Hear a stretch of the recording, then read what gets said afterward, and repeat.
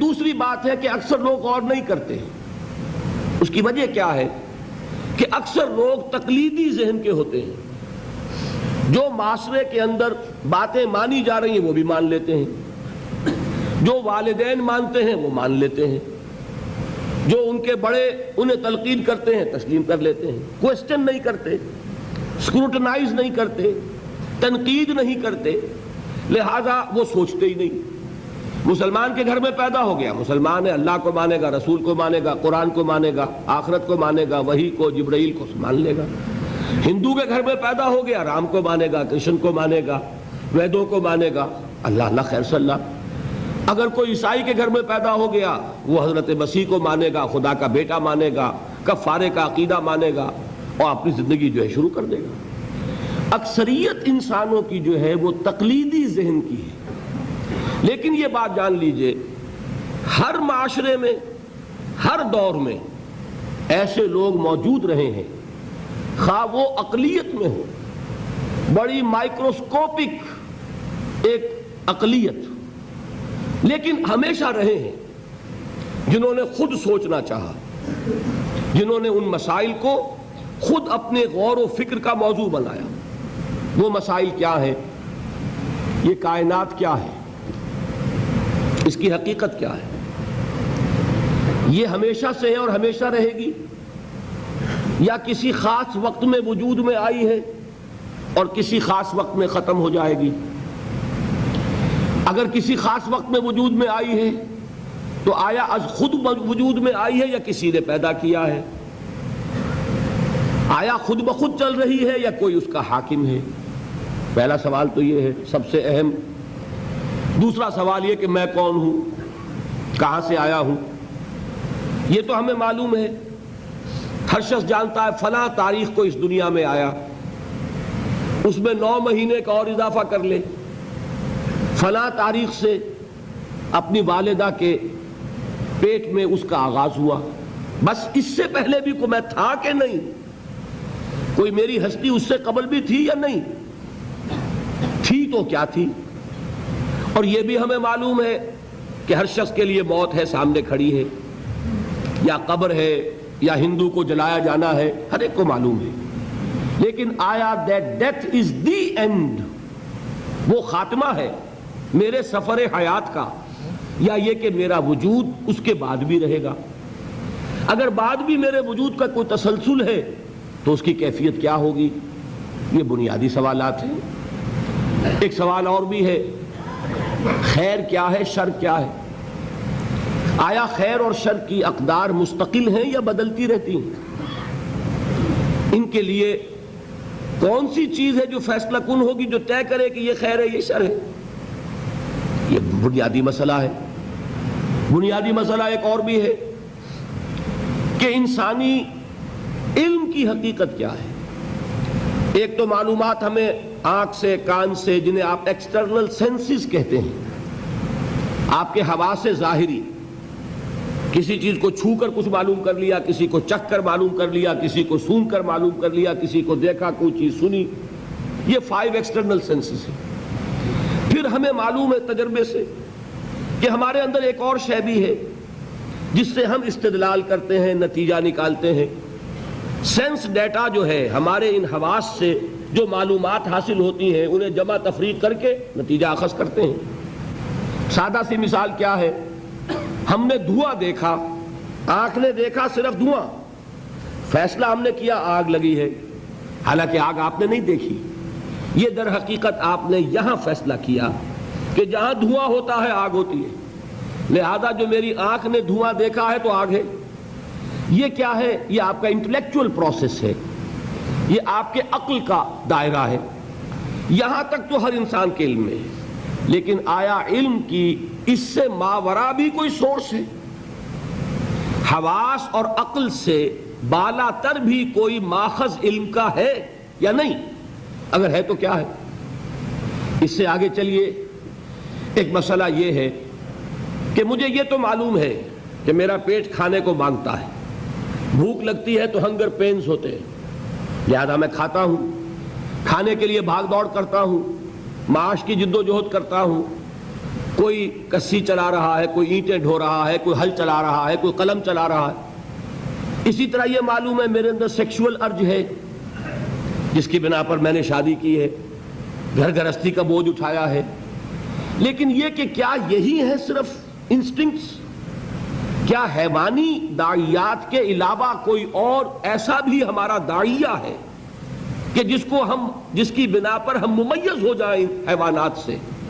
بھوک تو حیوان کو بھی لگتی ہے، سیکشول ارج اس میں بھی ہے، کوئی رین بسیرا اسے بھی چاہیے، لومڑی کو بھٹ چاہیے، پرندے کو گھونسلہ چاہیے۔ اگر تو یہیں تک ہیں ہمارے محرکات عمل تو ہمارے اور حیوان کے درمیان کوئی فرق نہیں۔ لیکن اگر اس کے علاوہ بھی کوئی محرک عمل ہمارا ہے جو ہمیں حیوان سے ممیز کرتا ہو تو وہ کیا ہے؟ اب یہ بیسک کوسچنز ہیں، اور میں آپ کو یہ بتاؤں جن حضرات نے فلسفے کا مطالعہ کیا ہے وہ تو میری بات کو سمجھ بھی رہے ہیں اور جان رہے ہیں کہ میں نے جو گروپ کیا ہے کوسچنز کو، یہ فلسفے کی مختلف شاخیں ہیں۔ ایک زمانے میں فلسفہ ایک علم تھا، آج فلسفے کی برانچز ہو چکی ہیں۔ ایک میٹا فزکس ہے، میٹا فزکس طے کرتی ہے کائنات کی حقیقت کو۔ ایک ایتھکس ہے جو خیر اور شر اور اخلاقیات سے بحث کرتی ہے۔ ایک ایپسٹمولوجی ہے، علم کی حقیقت کے بارے میں بحث کرتی ہے۔ ایک سائیکالوجی ہے، نفس انسانی، اس کے داعیات، محرکات عمل کیا ہیں وہ اس سے بحث کرتی ہے۔ یہ تمام برانچز ہیں فلسفی کی۔ یہ سارے کوسچن جو ہیں اب ان کو جان لیجئے، دنیا میں ہمیشہ جو بات میں نے پہلے کہی تھی، ایسے لوگ موجود رہے ہیں کہ انہوں نے جس معاشرے میں آنکھ کھولی، انہوں نے ان سوالوں کے جو جوابات اس معاشرے میں تسلیم کیے جاتے تھے انہیں تقلیدی ذہن کے ساتھ تسلیم نہیں کیا، بلکہ غور و فکر، سوچ بچار۔ They wanted to know the truth for themselves۔ ہمیں خود معلوم ہونا چاہیے حقیقت کیا ہے۔ میں کیسے مان لوں؟ یہ کہہ رہا ہے کائنات خود بخود بن گئی، فلاں کہہ رہا ہے نہیں کائنات کا پیدا کرنے والا ایک خدا ہے، تیسرا کہتا ہے 100 خدا ہیں، چوتھا کہتا کوئی خدا ودا نہیں ہے۔ تو میں کیسے مانوں؟ کس کی بات مانوں؟ مجھے خود جو ہے اپنی عقل سے، اپنے سوچ سے، اپنے غور و فکر سے ان کے جوابات تلاش کرنے۔ یہ جو لوگ ہیں انہیں آپ کہتے ہیں فلاسفہ، فلسفی، حکماء، دی وائز پیپل۔ کنفیوشس کون تھا؟ انہی سوالات کے بارے میں غور کرنے والا۔ تاؤ کون تھا؟ فلسفی۔ گوتم بدھ کی مثال میں کل دے چکا ہوں کہ آپ کو معلوم ہے کہ اس کے اندر سرچ فار ٹروتھ، حقیقت کی تلاش کا داعیہ کتنا شدید ہوا۔ 30 برس کی عمر، پرائم آف دی یوتھ، ایک انسان کی جوانی کا یوں سمجھیے کہ وہ زور کا اور شدت کا دور ہے۔ اور کپل وستو کا شہزادہ، وہ کوئی ایسا تو نہیں تھا، کوئی بھکاری نہیں تھا، کوئی وہ مانگ کر روٹیاں کھانے والا نہیں تھا۔ ایک بڑی حکومت تھی کپل وستو والی، اس کا وہ شہزادہ، وہ عین اپنی جوانی کے عروج کے وقت، at the prime of his youth, وہ محل چھوڑتا ہے، جوان بیوی کو چھوڑتا ہے، شیرخوار بچے کو چھوڑتا ہے اور جاتا ہے اور در در کی خاک چھانتا ہے۔ کوئی رشی، کوئی منی، کوئی گیانی، کوئی جاننے والا، کوئی انلائٹنڈ پرسن، کوئی کہ جسے حقیقت کا سراغ مل گیا ہو، کوئی مجھے بتائے کہ حقیقت کیا ہے۔ یہ میں نہیں کہتا کہ اسے کیا ملا کیا نہیں ملا، اور جو کچھ آج گوتم بدھ کی طرف منسوب کیا جا رہا ہے وہ صحیح نسبت ہے اس کی یا غلط ہے۔ میں صرف مثال دے رہا ہوں کہ آپ سوچئے کہ یہ urge, the search for truth, the search for real knowledge, وہ کتنی شدید ہے کہ جب پیدا ہو جاتی ہے انسان کے اندر تو اسے کسی چیز سے کوئی دلچسپی نہیں رہتی۔ اس کے لیے دنیا کی کوئی چیز اہم نہیں ہے، وہ تو اس کے لیے اپنا سب کچھ لگا دے گا۔ He wants to know the truth، حقیقت کیا ہے۔ اب اس کی مثال آپ کو میں مغرب سے دے دوں۔ آپ کو معلوم ہے سقراط کون تھا؟ ایک فلسفی، اس نے غور و فکر کیا، سوچ بچار کیا۔ یونان میں اس وقت جو باتیں مانی جا رہی تھی اس نے ریجیکٹ کیا، یہ غلط ہے، اپنے خیالات پیش کرنے شروع کیے۔ کچھ نوجوان اس کی طرف متوجہ ہو گئے، معاشرے کو خطرہ محسوس ہوا کہ یہ نوجوانوں کو گمراہ کر رہا ہے، ان کے خیال میں گمراہ کر رہا ہے، کہ جو چیزیں وہ مان رہے تھے ان کے خلاف کوئی بات پھیلا رہا ہے. لہذا اس سوسائٹی نے دو آپشنز پیش کیے سقراط کے سامنے. یا اپنی زبان بند کر لو، کچھ بیان مت کرو تو زندہ رہ سکتے ہو، ورنہ یہ زہر کا پیالہ ہے، ابھی پینا پڑے گا. آپ کو معلوم ہے اس کا چوائس کیا تھا؟ He chose the cup of poison. میں نے جو کچھ سمجھا ہے، جو حقیقت مجھ پر منکشف ہوئی ہے، میں اس کو بیان کر کے زندہ نہیں رہ سکتا. میں بیان نہ کروں اور زندہ رہوں یہ ممکن نہیں. میں تو لازماً بیان کروں گا. اگر میرے لیے بیان کرنا ممکن نہیں ہے تو موت مجھے زندگی سے زیادہ پسند ہے. زہر کا پیالہ پیا کہ نہیں پیا؟ زندگی جو سب سے زیادہ قیمتی شے سمجھتا ہے انسان، اس کو بھی اس نے اپنے اس فکر اور نظریے کے اوپر قربان کر دیا. یہ دوسری مثال ہے. تیسری مثال لیجئے حضرت سلمان فارسی رضی اللہ تعالی عنہ. کہاں پیدا ہوئے؟ ایران میں. فارسی ہے. باپ ایک بہت بڑے آتش کدے کا چیف پریسٹ تھا، سب سے بڑا پجاری. اور وہ ظاہر بات ہے کہ جب باپ اس منصب پر ہے تو باپ کے بعد بیٹا بیٹھے گا، کیریئر اس کے لیے روشن. لیکن ان کو یہ خیال آیا کہ یہ عجیب بات ہے، آگ ہم خود جلاتے ہیں، ایندھن نہ ڈالیں تو جلتی نہیں، ہم ایندھن ڈالیں تو جاری رہے گی، اور پھر اسی کے آگے ہاتھ جوڑ کر کھڑے ہو جائیں، اسی سے ہم دعائیں کریں، اسی سے ہم مانگنے لگے. یہ تو بڑی بے وقوفی کی حرکت ہے، میں اس کو کرنے کے لیے تیار نہیں. آپ کو معلوم ہے he left his house, he left his country. گھر چھوڑا، ملک چھوڑا. کہاں گئے؟ شام. شام میں عیسائی راہبوں کے پاس، جیسے گوتم بدھ نے ایک ایک رشی اور ایک ایک منی کی خدمتیں کی ہیں، جوتیاں سیدھی کی ہیں علم حاصل کرنے کے لیے. یہ سلمان فارس کا رہنے والا ایک ایک عیسائی پادری کے پاس، ایک ایک عیسائی راہب کے پاس جا رہا ہے. مجھے بتاؤ حقیقت کیا ہے؟ ایک سے کچھ حاصل کیا، دوسرے کے پاس گئے. اب آخری جو شخص تھا، بہت نیک، بہت زاہد، بہت عالم، بہت عارف شخص. چونکہ آپ کے علم میں ہے کہ اس وقت تک جب تک حضور پر وحی نازل نہیں ہوئی تو دین کون سا تھا؟ دین عیسوی. اور وہ دین عیسوی کے ماہر اور بڑے ہی ایسے روحانی طور پر اعلیٰ مقام پر فائز راہب موجود تھے. حضور کو بچپن میں پہچانا ایک راہب نے، بحیرہ راہب. پہچانا کہ نہیں پہچانا؟ اسی طرح کا یہ راہب تھا کوئی شخص. جب اس کی موت کا وقت آیا، حضرت سلمان فارسی پوچھتے ہیں کہ اب آپ مجھے کس کے حوالے کر رہے ہیں؟ میری تو وہ علم کی پیاس ابھی بجھی نہیں ہے. وہ شخص کہتا ہے میرا علم یہ مجھے بتا رہا ہے کہ نبی آخر الزمان کے ظہور کا وقت اب قریب ہے. تمہارے اندر جو یہ پیاس ہے علم کی، یہ تو انہی کے دامن میں پہنچ کر اس کو سیری حاصل ہوگی. اور میرا علم مجھے بتاتا ہے کہ جنوب کی طرف کھجوروں کی سرزمین میں ان کا ظہور ہوگا.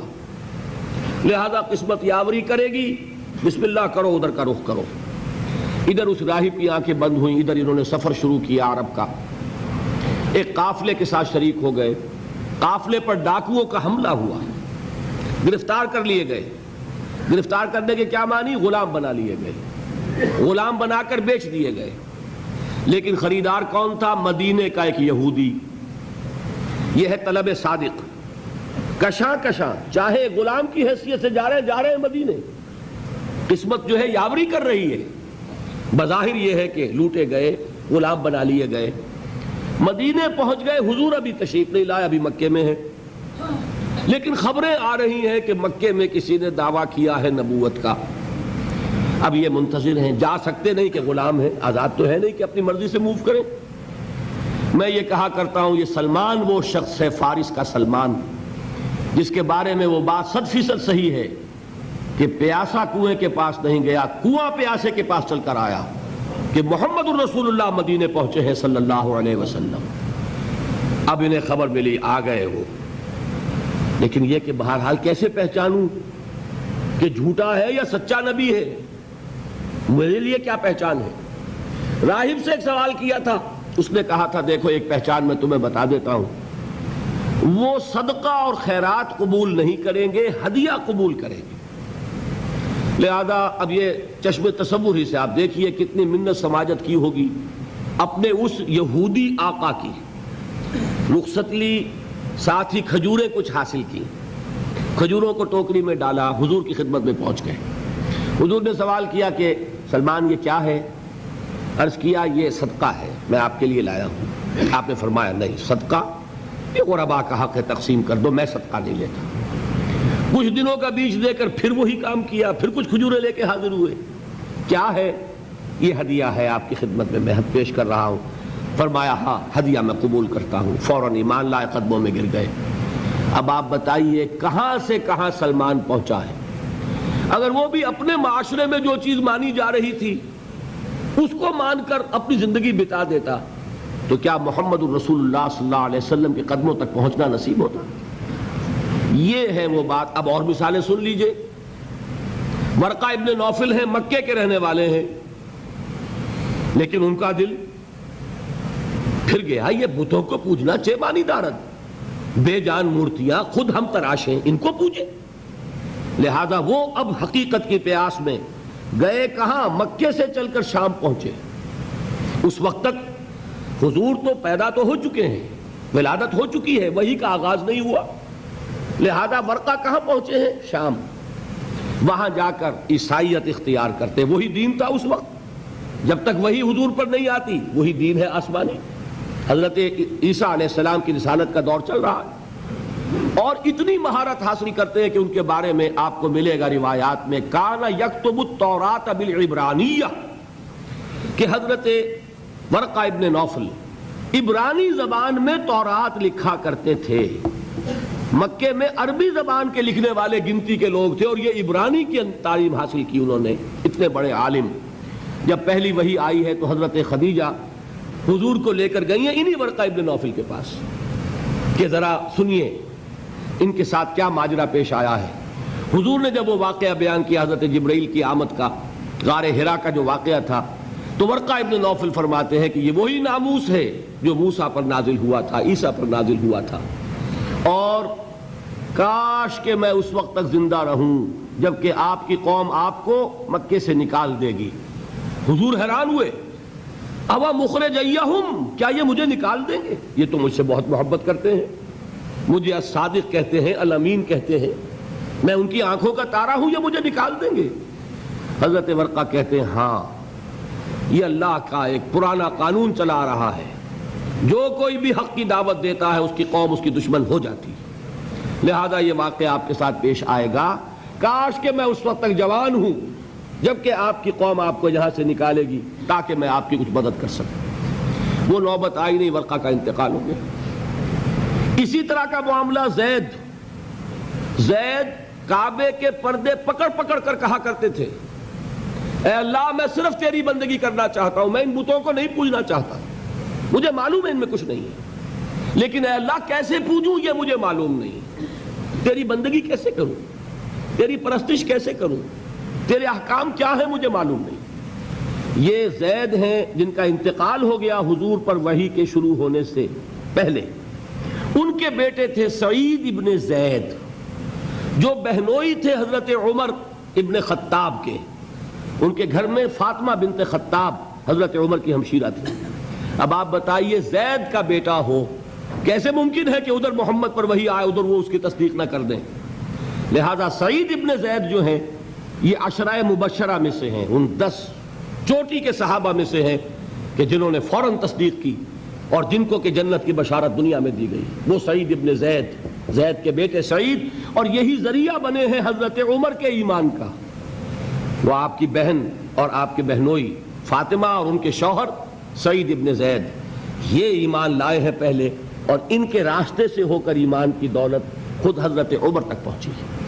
یہ میں نے آپ کو چند مثالیں دے دیں، اس سے حقیقت کیا واضح ہوئی کہ یہ بنیادی سوالات ہیں جن پر لوگ غور کرتے ہیں، اللہ حقیقت تک پہنچاتا بھی ہے، لیکن اب بات سمجھیے ان سوالات کے جوابات کے 2 راستے بالکل ایک دوسرے سے مختلف ہیں۔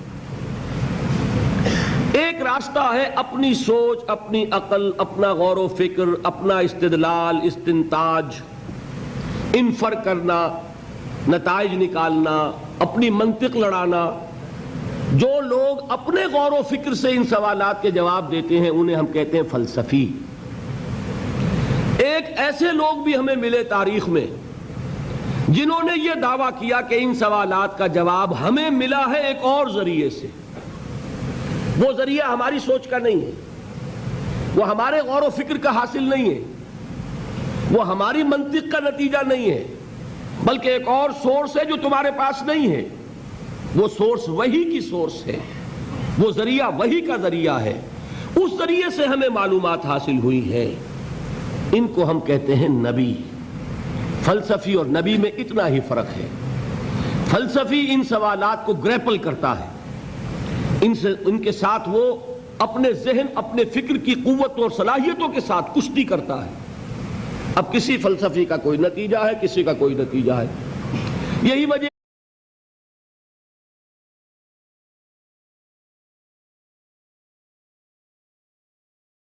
نہیں کہہ سکتا کہ یہی حق ہے، یہ کہے گا ہمیں یہ معلوم ہوتا ہے، ہمیں تو یوں بات سمجھ میں آئی ہے، ہم یوں سمجھتے ہیں، اس سے زائد نہیں کہہ سکتا۔ کوئی فلسفی دنیا میں نہیں ہے جو یہ دعویٰ کرے کہ میں دعوے سے کہہ رہا ہوں کہ جو کچھ میں کہہ رہا ہوں وہ صحیح ہے۔ لیکن نبیوں کا معاملہ وہ ہے کہ انہوں نے کہا ہم دعوے سے کہتے ہیں جو بات ہم تک پہنچی ہے وہ صحیح ہے، اس میں کسی شک و شبے کی گنجائش نہیں۔ آپ نے نوٹ کیا ہوگا سورہ بقرہ کی پہلی آیت کیا ہے؟ قرآن کا آغاز ہوتا ہے اس سے ذالک الکتاب لا ریب فیہ۔ یہ دعویٰ صرف نبی کرتا ہے، فلسفی نہیں کرتا، اور فلسفی اپنا فکر پیش کرتا ہے، جبکہ نبی کہتا ہے کہ میرا فکر نہیں ہے، میرا غور نہیں ہے۔ میں نے وہ آیت آپ کو اس سے پہلے بھی سنائی ہے کہ حضور سے کہا گیا کہ اس قرآن میں ترمیم کر دو، اس میں کچھ تبدیلی کرو، ایتے بے قرآن غیر ھذا و بدل ہو۔ سورہ یونس میں یہ چیز موجود ہے۔ کیا جواب دیا گیا؟ دلوایا گیا، قل ما یکون لی ان ابدلہ من تلقاء نفسی ان اتبع الا ما یوحی الی۔ کہہ دیجئے میرے لیے ہرگز ممکن نہیں ہے کہ میں اس میں کوئی تبدیلی کر سکوں اپنے جی سے، میں تو خود پابند ہوں اس کا جو مجھ پر وحی کیا جا رہا ہے، میں اس میں تبدیلی کیسے کروں گا؟ انا اول المسلمین، میں تو پہلے گردن جھکا دینے والا میں خود ہوں۔ انا اول المومنین، سب سے پہلے اس کی تصدیق کرنے والا میں ہوں۔ میرا کلام ہوتا الفاظ بدل دیتا، میرا فلسفہ ہوتا کوئی نہ کوئی ترمیم کر دیتا، کوئی گیو اینڈ ٹیک، کوئی کسی درجے میں مفاہمت، کوئی لے دے کر سودا کرنا۔ میری بات نہیں ہے، میرا قول نہیں ہے، میرا فکر نہیں ہے، میرا فلسفہ نہیں ہے، یہ تو مجھ پر وحی کیا جا رہا ہے، اور خود میں سب سے بڑھ کر پابند ہوں اس وحی کا کہ جو حکم دیا جا رہا ہے پہلے میں خود اس پر عمل کرتا ہوں۔ یہ فرق ہو گیا فلسفی اور نبی میں۔ باقی جہاں تک سبجیکٹ میٹر کا تعلق ہے، جہاں تک مسائل کا تعلق ہے، وہ بالکل کامن ہے فلسفی اور ریلیجن۔ یہ بات واضح ہو گئی تو ایک بات اور سمجھ لیں، حضرت ابراہیم علیہ السلام کا قول اس ضمن میں بڑا پیارا ہے۔ سورہ مریم میں آتا ہے، انہوں نے اپنے والد سے یہ بات کہی،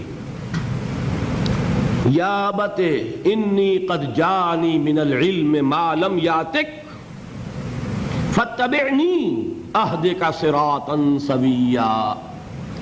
ابا جان میرے پاس وہ علم آیا ہے جو آپ کے پاس نہیں آیا تھا، لہذا آپ میری پیروی کیجئے، میں آپ کو راستہ بتاؤں گا، سیدھا راستہ کون سا ہے۔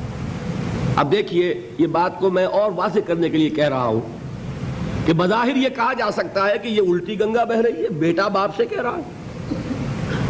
باپ کہہ سکتا ہے کہ میں نے یہ بال اپنے دھوپ میں سفید نہیں کیے، تم کل کے بچے میرے ہاتھوں پلے بڑھے، تم میرے بیٹے ہو، میں تمہارا باپ ہوں، تم مجھ سے تقاضا کر رہے ہو کہ میں تمہاری پیروی کروں۔ یہ تو وہی بات ہو گئی کہ گنگا الٹی بہ رہی ہے، لیکن اس کا جواب وہ پہلے دے چکے ہیں، دلیل پہلے دے چکے ہیں۔ یا ابت انی قد جانی من العلم ما لم یاتک، میرے پاس وہ علم آیا ہے، وہی اللہ نے میرے پاس بھیجی۔ حواس خمسہ میرے پاس ہے، آپ کے پاس بھی ہے، عقل میرے پاس ہے، آپ کے پاس بھی ہے، آپ کی عمر زیادہ ہے، عقل زیادہ ہے، عقل کو پالش کرنے والی چیز تجربہ ہے، تجربہ ظاہر بات ہے باپ کا زیادہ ہے بیٹے کا کم ہے، تو دونوں جو سورسز ہیں نالج کی اس کے اعتبار سے آپ مجھ سے آگے، لیکن ایک تیسری سورس وہ ہے جو آئی ہی میرے پاس ہے، آپ کے پاس آئی نہیں۔ اس دلیل کی بنیاد پر میں آپ سے یہ مطالبہ کر رہا ہوں کہ آپ کو میری پیروی کرنی ہوگی۔ یا ابت انی قد جانی من العلم ما لم یاتک فاتبعنی اہدک صراطا سویا۔ تیسرا چیپٹر یہاں ختم ہو گیا۔ عنوان کیا تھا؟ ایمان کا موضوع، سبجیکٹ میٹر کیا ہے؟ وہی بنیادی سوالات جو فلسفے میں ہیں، جن سے فلسفے میں بحث ہوتی ہے، خواہ وہ میٹا فزکس ہو، خواہ ایتھکس ہو، خواہ سائیکالوجی ہو، خواہ ایپسٹیمولوجی ہو، جو سوالات وہاں ہیں وہی سوالات یہاں ہیں، لیکن وہاں سورس کیا ہے؟ ہیومن انٹلیکٹ، ہیومن لاجک، منطق، غور و فکر، سوچ بچار، تعقل، تفکر، اور یہاں کیا ہے؟ وحی۔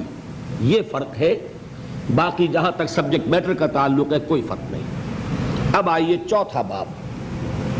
کافی ہمت بن رہی ہوگی کہ باب زیادہ لمبے نہیں ہیں اور انشاءاللہ بات مکمل ہو جائے گی۔ چوتھا باب کیا تھا؟ ایمانیات ثلاثہ کی تفصیل۔ اب ہمیں یہ سمجھنا ہے کہ انبیاء نے ان سوالات کا جواب کیا دیا۔ یہ ہے ایمانیات۔ وہ جوابات جو ہیں ان کو ذرا ذہن نشین کیجئے، البتہ یہ کہ اس کے لیے 3 عنوان پہلے ذہن میں قائم کر لیں، ان کو 3 گروپس کے اندر ہم جمع کر لیں گے۔ ایک ہے ایمان باللہ یا توحید، توحید اسی کو کہتے ہیں جسے ایمان باللہ کہتے ہیں۔ ایک ہے ایمان بالآخرہ یا معاد، اور ایک ہے ایمان بالرسالت۔ یہ 3 عنوانات ہیں، لیکن یہ کہ بات جب اب میں تفصیل سے بیان کروں گا تب یہ علیحدہ علیحدہ آپ کے سامنے آئیں گے کہ انبیاء نے، اور یہ مشترک چیز ہے، ایمان جس کی دعوت دی موسیٰ نے، عیسیٰ نے، ابراہیم نے، نوح نے، ہود نے، صالح نے اور محمد نے صلی اللہ علیہ وسلم وعلیہ الصلوۃ والسلام، سرے منہ فرق نہیں ہے۔ شریعت میں فرق ہے، نماز کیسے ہوگی، روزہ کیسے ہوگا، یہ سارے احکام، فلاں چیز حلال فلاں حرام، ان میں بھی فرق ہو جائے گا، ہوا ہے۔ لیکن جہاں تک ایمان کا تعلق ہے، از آدم تا ایدم، آدم سے لے کر آج تک ایمان میں کوئی فرق واقع نہیں ہوا، وہ وہی ہے آدم سے لے کر محمد الرسول اللہ تک۔ وہ کیا ہے؟ پہلے سوال کا جواب انہوں نے دیا، یہ کائنات جو نہایت وسیع و عریض کائنات ہے، جو تا حد نگاہ پھیلی ہوئی ہے، آج تک بھی ہمیں معلوم نہیں کہ کہاں شروع ہوتی ہے کہاں ختم ہوتی ہے۔ نہایت پاورفل الیکٹرانک مائکروسکوپس ہم نے ایجاد کر لی ہیں، کتنے کتنے قطر کے شیشے بنا لیے گئے ہیں، لیکن آج تک بھی ہمیں معلوم نہیں کائنات شروع کہاں ہوئی ختم کہاں ہوئی۔ We don't know۔ ان کا پہلا جواب کیا تھا؟ یہ کائنات نہ ہمیشہ سے ہے نہ ہمیشہ رہے گی، یہ حادث ہے، فانی ہے، اور ایک خاص وقت میں اس کی تخلیق ہوئی ہے اور ایک خاص وقت تک کے لیے ہوئی ہے، الی اجل مسمی۔ نمبر 2، نمبر 3، اس کا ایک خالق ہے، خود بخود نہیں بنی، خود بخود نہیں چل رہی، خود بخود نہیں ختم ہوگی، ایک خالق ہے اس کا جس نے اس کو پیدا کیا۔ اور یہ کہ پیدا کرنے والا، چلانے والا اور ختم کرنے والے 3 نہیں ہیں۔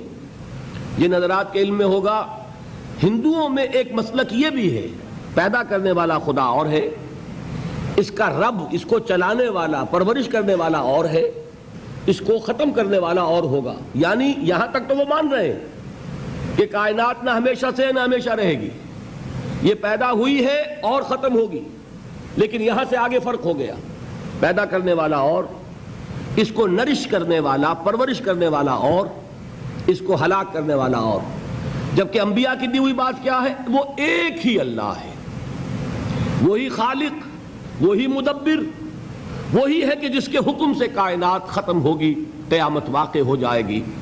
ایک نقشہ قرآن مجید میں 2 جگہ پر کھینچا گیا ہے، جیسے آپ بسترا کبھی بچھاتے ہیں کبھی طے کرتے ہیں، اللہ نے اس کائنات کی اس بساط کو بچھایا ہے، ایک وقت آئے گا وہ طے کر لے گا۔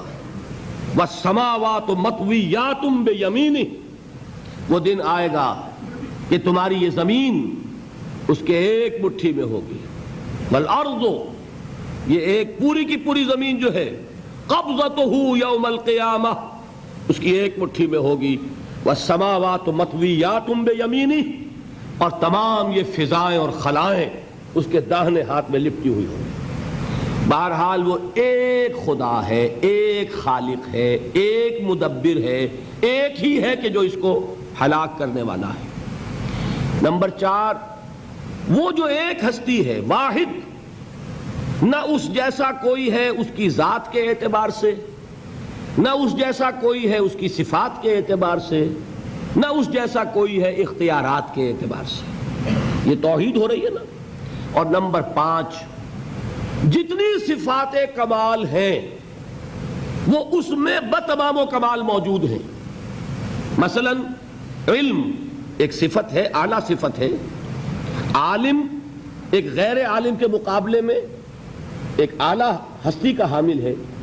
تو اگر علم ایک اعلیٰ قدر ہے تو وہ بکل شیء علیم، وہ ہر چیز کا جاننے والا ہے۔ اسی کو انگریزی میں کہتے ہیں آپ اومنیشنٹ، he knows everything۔ قدرت، اتھارٹی، طاقت، یہ اگر کوئی قدر ہے یقیناً ہے، تو ہوا علی کل شیء قدیر، وہ ہر چیز پر قادر ہے، اومنی پوٹنٹ۔ اسی طرح حیات، زندگی، ظاہر بات ہے زندہ شے مردہ سے بہتر ہے، معلوم ہوا زندگی افضل ہے، زندگی ایک اعلیٰ قدر ہے، تو وہ کیا ہے؟ الحی، وہ زندہ و جاوید ہستی ہے۔ اور تمہاری زندگی تو بڑی کمزور زندگی، دی ہوئی زندگی، لائی حیات آئے قضا لے چلی چلے، اپنی خوشی سے آئے نہ اپنی خوشی چلے، جبکہ اس کی زندگی ذاتی، اس کی زندگی کبھی ختم ہونے والی نہیں۔ تمہاری زندگی کا دار و مدار غذا پر، ہوا پر، پانی پر، اس کی زندگی کو کسی شے کی احتیاج نہیں۔ تمہاری زندگی کے ساتھ تکان بھی ہے، نیند بھی ہے، اونگ بھی ہے، اس کی حیات وہ ہے جس میں نہ تکان ہے، نہ اونگ ہے، نہ نیند ہے۔ اب آپ نے سوچا ہوگا یہ آیت الکرسی کے ابتدائی الفاظ ہیں جن کا مفہوم میں نے ادا کیا، اللہ لا الہ الا ہو الحی القیوم لا تأخذہ سنۃ ولا نوم۔ یہ ہے، ان تمام چیزوں کو جب آپ جمع کرتے ہیں یہ کیا بنا؟ یہ ایمان کا ایک جز ہے، پہلا جز ہے۔ اسے ایمان باللہ کہیں، اسے توحید کہیں، کوئی فرق واقع نہیں۔ اب آئیے نمبر 2، اللہ نے جو کچھ پیدا کیا اس میں اس کا ماسٹر پیس، اس کی کریشن کا کلائمیکس انسان ہے۔ اور انسان کی زندگی صرف یہ زندگی نہیں ہے جو اس دنیا میں بسر کرتا ہے۔ میں نے وہ شعر سنایا تھا آپ کو، آخری تاجدار ہند بہادر شاہ ظفر کہ عمر حیات کیا ہے، مانگ کے لائے تھے 4 دن، عمر دراز مانگ کے لائے تھے 4 دن، 2 آرزو میں کٹ گئے، 2 انتظار میں۔ آپ غور کیجئے، ان الفاظ پر نہ جائیے۔ ایوریج لائف کیا ہے انسان کی؟ اس کا کتنا حصہ ہے جو بچپن، نہ سمجھ ہے، نہ شعور ہے، نہ ہوش ہے، کھیل کود میں گزر گیا، اور ایک عمر کے بعد پھر وہ بچپن آ جاتا ہے۔ لیکن لا یعلم من بعد علم شیئا، بڑے بڑے عالم، بڑے بڑے فاضل پھر بچے بن کر رہ جاتے ہیں، دماغی صلاحیتیں معوف، قوا جو ہے مزمحل۔ اس کے درمیان کتنا عرصہ ہے؟ میکسیمم وقت جو ملتا ہے انسان کو کام کا، ایکسیپشنل ہے لوگ، لیکن ایوریج جو ہے 30 ایئرز سے زیادہ آپ کا زندگی کا جو ہے در حقیقت، جس میں آپ اپنے کسی ارادے سے، اپنے کسی پلاننگ کے تحت، اپنے خود پیش کسی نقشہ کار کے طریقے سے کوئی کام کرتے۔ تو کیا زندگی بس یہی ہے؟ کیا کریشن کا کلائمیکس جو ہے ذہن مانتا ہے کہ یہ پوری کائنات اس کی وسعت کا اندازہ کرے اور اس کا کلائمیکس انسان اور اس کی حقیقت یہ نہیں؟ انسان کی زندگی بہت طویل ہے، اس زندگی کے 3 حصے ہیں. آپ حیران ہوں گے، ذرا غور سے آج توجہ سے بات سنیے. 2 تو سب نے سنے ہیں، میں 3 کہہ رہا ہوں. ہماری کریشن کب ہوئی تھی؟ ازل میں، جب روحوں کی شکل میں ہمیں پیدا کر دیا گیا تھا، جن سے اللہ تعالیٰ کا وہ مکالمہ ہوا تھا، الست بربکم قالوا بلا. میں بھی تھا، آپ بھی تھے. ہر شخص نے اللہ سے معاہدہ کیا تھا، الست بربکم قالوا بلا. کیوں نہیں؟ شہیدنا، ہم گواہ ہیں، اے اللہ تو ہی ہمارا رب ہے، ہمارا مالک ہے. یہ معاہدہ کیا تھا کہ نہیں؟ ہم سب تھے. فرق کیا ہے؟ صرف ہماری ارواح تھی، یہ اجساد نہیں تھے، جسم نہیں تھے، ارواح تھی. تو کریشن تو اس وقت سے ہے. ایک زندگی ہماری وہ ہے جو ہم بتا آئے. ایک زندگی یہ ہے کہ ایک جسم کے ساتھ، وہ جسم جو زمین سے بن رہا ہے، پیدا ہو رہا ہے، زمین کی غذا سے پل رہا ہے، اس کے ساتھ اس روح کو شامل کر دیا گیا. یہ ہماری حیات دنیاوی ہے. اس کے بعد وقت آئے گا، جسم واپس چلا جائے گا جہاں سے آیا تھا. منہا خلقناکم وفیہا نعیدکم ومنہا نخرجکم تارۃ اخری. اسی میں سے ہم نے تمہیں بنایا تھا، اسی میں لے جائیں گے، اسی میں سے پھر قیامت میں اٹھا کھڑا کریں گے. لیکن کیا روح بھی دفن ہو جاتی ہے؟ نہیں. تمہاری اصل حقیقت وہ اس وقت لوٹتی ہے وہاں جہاں سے وہ آئی تھی. یہ مفہوم ہے انا للہ و انا الیہ راجعون. ہماری ارواح وہاں سے آئی تھی، وہیں لوٹ جائیں گی. ہمارا جسم زمین سے آیا تھا، زمین میں لوٹ جائے گا. یہ زمینی شے ہے، وہیں سے آئی تھی، وہیں دفن ہو جائے گی. دفن ہو، جلا دی جائے، جو بھی ہو وہیں جائے گی. چیلے کھا جائیں گے پارسی کی لاش کو، تو چیلے بھی تو پھر مٹی بن کر مٹی میں مل جائیں گی. بہرحال یہیں سے تم آئے، یہیں جاؤ گے. لیکن ہم در حقیقت جس شے سے عبارت ہے وہ ہمارا جسم نہیں ہے، بلکہ وہ ہے ہماری روح. وہ روح جو ہے وہ تو اس وقت سے ہے، الست بربکم، جب ہم نے کہا تھا. اس کے بعد ہمیں یہاں بھیجا گیا اس جسم کے ساتھ، اور وہ روح واپس جائے گی. انا للہ و انا الیہ راجعون. اب اس کو آپ نے سمجھا؟ انسانی زندگی کا یہ تصور ہے جسے ہم تسلیم کرتے ہیں. بدقسمتی جیسا کہ میں نے عرض کیا، پہلے حصے کو اکثر و بیشتر کوئی جانتا نہیں، ذکر کرتا ہی نہیں. 2 حصوں کو تو مسلمان نہ مانے گا تو وہ مسلمان ہی نہیں. حیات دنیاوی، حیات اخروی، یہ 2 تو ماننے پڑیں گے نا، ورنہ تو مسلمان ہی نہیں بنتا. بہرحال اگر یہ زندگی اتنی طویل ہے تو یہ درمیان میں جو موت کا وقفہ ڈالا، کیوں ڈالا؟ موت ایک زندگی کا وقفہ ہے، یعنی آگے بڑھیں گے دم لے کر. کیوں ڈالا؟ اس لیے کہ ایک حصہ تمہاری زندگی کا ایک امتحانی وقفہ بنا دیا جائے. خلق الموت والحیات لیبلوکم ایکم احسن عملا. موت اور زندگی کا یہ معاملہ اس لیے پیدا کیا تاکہ تمہیں جانچے، پرکھے، آزمائے کہ کون ہے تم میں سے اچھے عمل کرنے والے. یہ ایک امتحانی وقفہ ہے. میں نے 30 برس کہے تھے نا. آپ ایک امتحان سے واقف ہیں جو 3 گھنٹے کا ہوتا ہے. 3 گھنٹے کا پرچہ ہے. وہ صرف فرق کیا ہے؟ وہ کوانٹیٹیو ڈیفرنس ہے، کوالیٹیٹیو ڈیفرنس نہیں ہے. 3 گھنٹے کا پرچہ اور 30 برس کا پرچہ ہے جو میں اور آپ لکھ رہے ہیں اپنے اعمال سے، اپنے افعال سے، اپنے اقوال سے، اپنی ساری سعی و جہد سے. 30 برس کا ایک پرچہ ہے جو ہم دے رہے ہیں. یہ جو خلق الموت والحیات لیبلوکم ایکم احسن عملا اور حیات انسانی کا یہ طول، علامہ اقبال کے 2 اشعار ہیں، نہایت قیمتی ہیں. آب زر کسی شے کا نام نہیں اقبال کے ان اشعار کے لیے. جو اس سے کہیں قیمتی شے ہو اس سے وہ لکھے جانے کے قابل ہیں. کیا فرماتے ہیں؟ تو اسے پیمانہ امروز و فردا سے نہ ناپ، جاویداں پہم دواں ہر دم جواں ہے زندگی. یہ کیا تم نے حساب جوڑا ہوا ہے کہ 365 دنوں کا 1 سال، اور 1 سال کے پھر 30 سال اور 40 سال اور 100 سال، یہ ہے تمہاری زندگی؟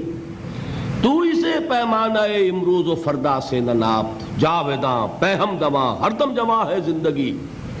اس کے ساتھ یہ دوسرا شعر سنانے سے پہلے جو پہلا شعر ہے، اب اس کا میں مفہوم بیان نہیں کروں گا، جو سمجھتے ہیں انہی کو یاد دلا رہا ہوں. برتر از اندیشہ سود و زیاں ہے زندگی، ہے کبھی جاں اور کبھی تسلیم جاں ہے زندگی. تو اسے پیمانہ امروز و فردا سے نہ ناپ، جاویداں پہم دوا ہر دم جواں ہے زندگی۔ آخری شعر سنیے، قلزم ہستی سے تو ابھرا ہے مانند حباب، اس زیاں خانے میں تیرا امتحان ہے زندگی۔ خلق الموت والحیات لیبلوکم ایکم احسن عملا۔ امتحان کا ایک نتیجہ نکلا کرتا ہے نا۔ آپ کھڑے ہوا کرتے تھے کبھی 31 مارچ یا 1 اپریل کو رزلٹ ڈکلیئر ہوتا تھا۔ وہ ایک دن آنے والا ہے، اسی کا نام ہے دی ڈے آف ججمنٹ، وہ ہے یوم القیامہ۔ ڈکلیئر کیا جائے گا کون فیل ہوا کون کامیاب ہوا۔ ذالک یوم التغابن، وہ ہے ہار اور جیت کے فیصلے کا دن۔ اس روز معلوم ہوگا کون اس امتحان زندگی میں کامیاب ہوا کون ناکام ہوا۔ کامیابی کیا ہے؟ وَإِنَّهَا لَجَنَّةٌ أَبَدًا، ہمیشہ ہمیش کے لیے جنت۔ اور ناکامی کیا ہے؟ أَوْ لَنَارٌ أَبَدًا، یا جہنم ہے ہمیشہ ہمیش کے لیے۔ ان تمام چیزوں کو جمع کیجئے، یہ کیا ہے؟ ایمان بالآخرہ، ایمان بالمعاد۔ یہ دوسرا سوال، یہ دوسرا جواب سمجھیے ان سوالات۔ تیسرا اور آخری، علم کیا ہے؟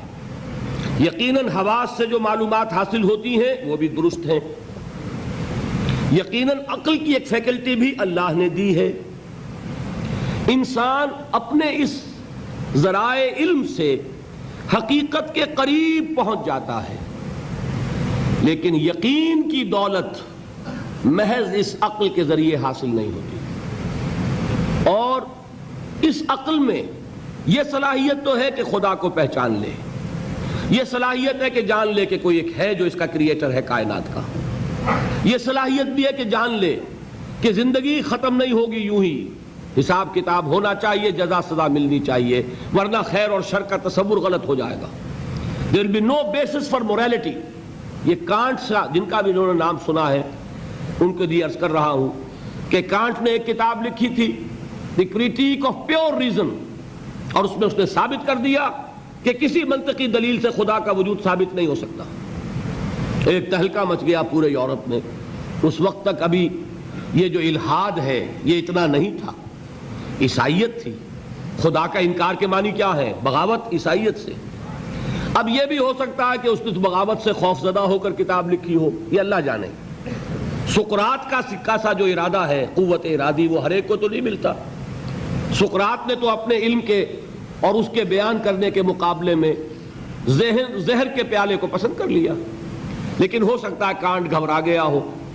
اور یہ بھی ممکن ہے کہ یہ اس کی سوچ ہی کا ایک مرحلہ ہو، جیسے علامہ اقبال نے پہلے شکوہ لکھا اور شور مچ گیا، اللہ کی جناب میں یہ گستاخی، لیکن جواب شکوہ لکھا تو پتہ چلا کہ اصل میں وہ کچھ باتیں کہنے کے لیے ایک انداز اور اسلوب تھا، کچھ سمجھانا چاہتے تھے مسلمانوں کو، انہوں نے مسدس سے حالی کے انداز میں نہیں لکھا، جواب سوال اللہ کے ساتھ کر کے ان حقائق کو ایک اور لطیف پیرائے میں بیان کر دیا۔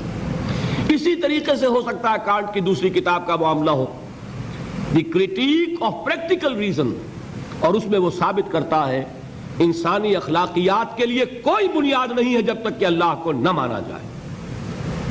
نیکی کو انسان پہچانتا ہے، لیکن کیوں نیک بنے، اس کیوں کا کوئی جواب ہمارے پاس نہیں۔ سچ بولنا اچھا ہے، کیوں سچ بولے جبکہ سچ بولنے میں نقصان ہو رہا ہے؟ جھوٹ بولنا برا ہے، کیوں جھوٹ نہ بولے جبکہ جھوٹ بولنے سے نفع حاصل ہو رہا ہے؟ ایک بڑا عجیب شعر ہے، مجھے ایک بزرگ نے ایک دفعہ سنایا تھا، لیکن بڑا حقیقت پسندانہ شعر ہے۔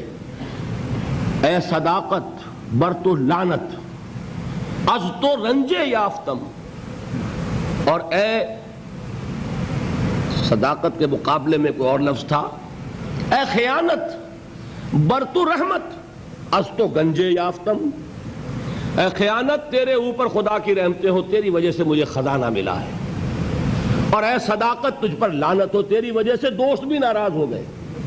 سچ بولیے، دوست راضی رہے گا؟ کوئی شخص سچ سن کر راضی نہیں رہتا، لوگوں کو راضی، دوستوں کو راضی رکھنے کے لیے جھوٹ بولنا پڑتا ہے۔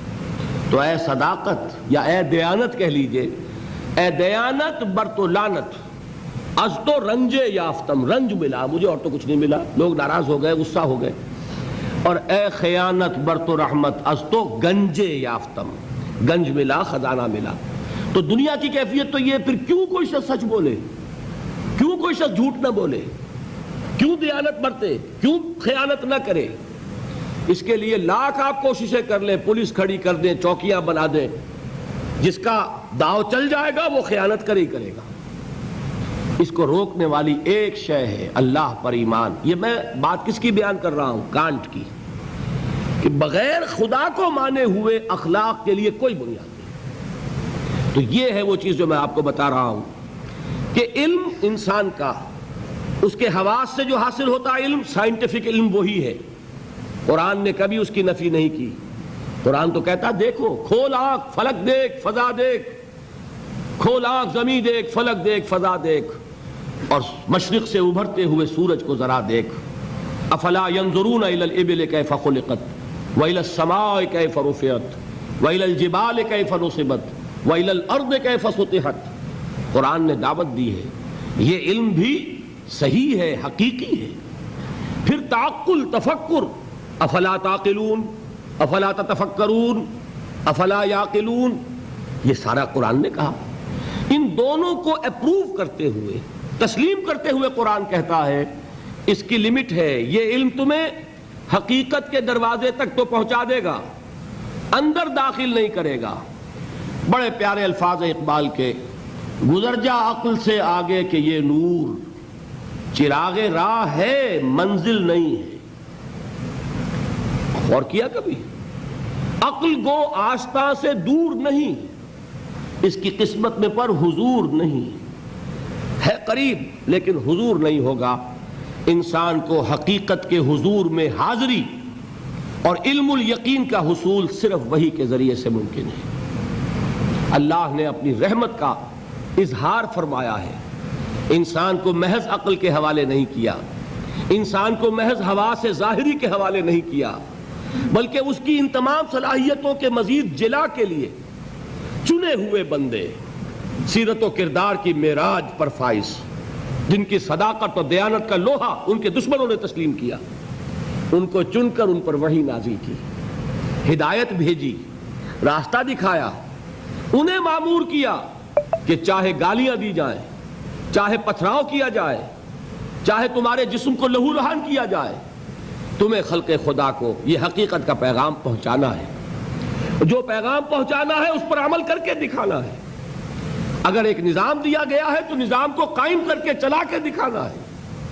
یہ جلیل القدر ہستیاں انسان تھے، نسل آدم میں سے تھے، اس میں کوئی شک نہیں، لیکن یہ جلیل القدر ہستیاں، انہیں ہم کہتے ہیں یہ انبیاء ہیں، جن کو اللہ نے چنا، جن کو پسند فرمایا۔ اللہ یصطفی من الملائکۃ رسلا ومن الناس، اللہ چن لیتا ہے فرشتوں میں سے بھی اپنے پیغام رساں اور انسانوں میں سے بھی۔ فرشتوں میں سے کسے چنا؟ جبرائیل کو۔ انسانوں میں سے کسے چنا؟ محمد کو صلی اللہ علیہ وسلم۔ وحی اللہ سے لی جبرائیل نے، پہنچائی محمد کو صلی اللہ علیہ وسلم۔ وحی محمد نے لی جبرائیل سے صلی اللہ علیہ وسلم وعلیہ الصلاۃ والسلام، اور پہنچائی انسانوں کو۔ یہ دو لنکس ہیں اس نبوت و رسالت کی، رسول ملک فرشتہ، رسول بشر نبی یا رسول۔ ان دونوں لنکس سے وحی منتقل ہوئی کس سے؟ اللہ سے۔ اللہ کی وحی ہے، جبرائیل کی وحی نہیں ہے۔ جبرائیل ذریعہ ہے، محمد ذریعہ ہے۔ محمد کا ذہن، ان کی عقل، ان کا فکر منبع وحی نہیں ہے، وہ ریسیپینٹ ہیں، وصول کرنے والے ہیں۔ یہ اللہ کی ہدایت ہے، اللہ سے خلق تک پہنچی ہے۔ اولاً رسول ملک، ثانیاً رسول بشر۔ یہ ہے نبوت، یہ ہے رسالت۔ یہ نبوت اور رسالت اپنے زینت پر پہنچی، اپنے کلائمیکس کو پہنچی، اور اپنے زینت اور کلائمیکس اور نقطہ عروج کو پہنچ کر ختم ہو گئی، اور یہ نام ہے محمد الرسول اللہ صلی اللہ علیہ وسلم، خاتم الانبیاء، رحمت للعالمین، خاتم النبیین، آخر المرسلین۔ ان کو جو ہدایت دی گئی وہ ہے القرآن، ul Huda, the guidance, the complete guidance, the final guidance. نوع انسارا پیام آخری حامل او رحمت للعالمین۔ ان تمام چیزوں کو جمع کریں گے تو اس کا نام ہے ایمان بالرسالت۔ یہ ہیں ایمانیات. بات سمجھ میں آئی؟ اب کون سا باب ہے؟ یہ بنتی آپ کیجئے نا کہیں میں ٹھوکر نہ کھا جاؤں. 5واں باب غالباً. دیکھیے پہلا کیا تھا؟ ایمان کے لفظ ایمانی. کچھ یاد ہے کہ نہیں؟ ایمان کے اصطلاحی معنی. نمبر 3 ایمان کا سبجیکٹ میٹر یا موضوع. نمبر 4 ایمانیات کی تفصیل. اور ان کو ہم نے گروپ کیا 3 ایمانیات میں. ایمانیات ثلاثہ، توحید یا ایمان باللہ، معاد یا ایمان بالآخرہ، اور ایمان بالرسالت. تو اب 5واں باب ہے. ان ایمانیات ثلاثہ کی ریلیٹو امپورٹنس، ایک دوسرے کے نسبت سے اہمیت کیا ہے. بات یہ جان لیجئے یہ تینوں ایمان ایک ایک اعتبار سے اہم ترین ہے اپنی جگہ پر. اصولی اعتبار سے، علمی اعتبار سے، نظری اعتبار سے اہم ترین ایمان کون سا ہے؟ ایمان باللہ. بلکہ یوں کہا جا سکتا ہے جیسے آپ کہتے ہیں کہ ہاتھی کے پاؤں میں سب کے پاؤں، ایمان باللہ میں سارے ایمان موجود ہیں. یہی وجہ ہے کہ ایمان مجمل یاد ہے. ایمان مجمل کے الفاظ کتنے حضرات کو یاد ہے؟ ذرا ہاتھ اٹھائیں. ایمان مجمل، ایمان مفصل، بڑی مایوس کن صورت ہے. جہاں سے کہ ہماری تعلیم کا آغاز ہوا کرتا تھا. میں اپنے آپ کو خوش قسمت سمجھتا ہوں کہ میری تعلیم کا آغاز مسجد سے ہوا. حفیظ نے اپنے شاہنامے میں شروع میں جو تمہید اپنی زندگی کی بیان کی ہے اس میں ایک شعر ہے، بڑا دردناک شعر ہے. اس نے بھی کہا میری تعلیم کا آغاز تو مسجد سے ہوا، لیکن پھر مجھے والدین نے جو بھی اس زمانے کا رواج اور چلن تھا اسکول میں داخل کر دیا کہ اب انگریزی پڑھو اور یہ سیکھو اور وہ سمجھو جس کی دنیا میں قدر و قیمت ہے. مجھے مسجد سے مکتب کی طرف تقدیر نے کھینچا، تنازع للبقاء کی آہنی زنجیر نے کھینچا. اسٹرگل فار ایگزسٹنس، ایک دوسرے سے آگے نکلنا. تنازع للبقاء، یہ تنازع للبقاء تھا اور ہے جس نے ہمارے نظام تعلیم کو بدل کر رکھ دیا. اب آپ بچے کو پڑھائیں گے کنڈر گارڈن سے، وہ ڈیڈی اور ماما اور پاپا کہنا سیکھے، وہ اللہ اور محمد کے نام نہیں سیکھتا. نتیجہ کیا نکلتا ہے؟ کلمات اس کو یاد نہیں ہوتے، ایمانیات اسے یاد نہیں ہوتے. لیکن یہ کہ پہلے ہماری تعلیم کہاں سے ہوتی تھی؟ نورانی قاعدہ پڑھو، پھر وہ تعلیم الاسلام